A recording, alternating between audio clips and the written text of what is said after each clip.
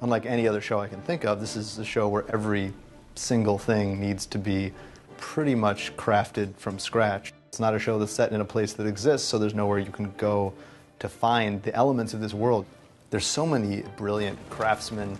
It seemed almost a shame to not let other people see these things. And really these artists who deserve so much credit for the work that they've done, for the passion they put into the show, and it's great to give them a moment, you know, to have this book that really commemorates their efforts, whether it's Tommy Dunn's swords and all the other weaponry, or Michelle Clapton's costumes. People like Will Simpson doing the storyboards and Gemma and her team of production artists. You're surrounded by the result of so much love and skill. It's a wonderful, great thing that we managed to get the book together. Game of Thrones, I think, it's got a reality to it that pulls you in. I mean, I know we're meant to deal with dragons and whatever it is, 8-foot wolves, but I think because of the characters and the intrigue that's involved in here, I sometimes forget that we're actually dealing with a fantasy world because you're trying to set it in an arena that feels like real time. And because it's not related to any particular time, there's really no starting place. Okay, it's medieval, but it is a fantasy, but there are so many medieval fantasies. I think we all agreed, really want to take this somewhere else and just explore a bit more. And that's, I think, why we wanted to take a look around the world. All the worlds that I adore, I've managed to kind of go into and pluck out bits that I think have become appropriate for all our different worlds, because all of them have to be very instantly recognisable and instantly have a sort of hit, so you as audience members will go, oh, we must be in the Dothrakis, oh, we must be in King's Landing.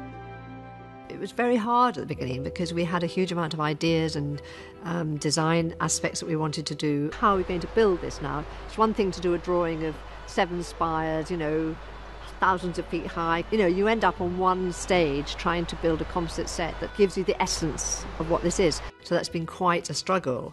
But I think we've done some real magical stuff. I think that was really interesting, developing those things on a practical level. I mean, you know, the armour has to work.